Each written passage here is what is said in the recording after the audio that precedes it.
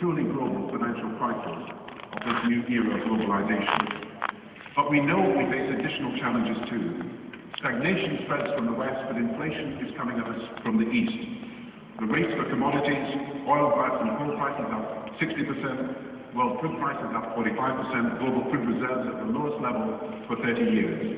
And I can tell you that addressing these global challenges is my first priority. We will do everything we can to help weather this storm. We are putting in place specific measures to help the financial markets and people and businesses most affected.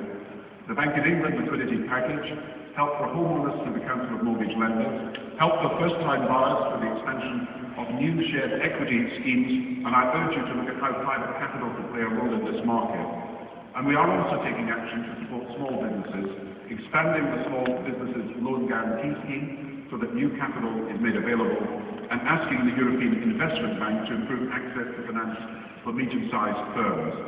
And French President Sarkozy and I are today asking the Presidency of the European Union and the President of the European Commission to propose a new action plan across Europe to help small companies cope with the impact of the credit crunch.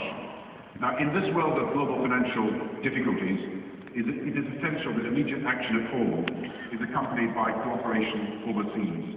That's why we are pressing the G7 to implement clearer standards for valuation, changes in the role and use of credit ratings, and of course coordinated disclosure and improved monitoring of prices across borders.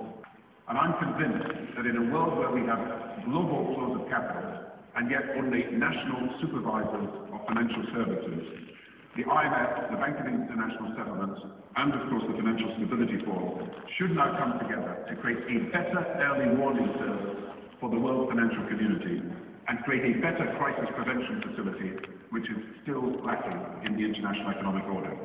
Now, no country can insulate itself from what is happening. As the Institute of Directors recently recognized in your report, we are better placed because inflationary trends are better here than they were in the early 1990s and better than some other countries.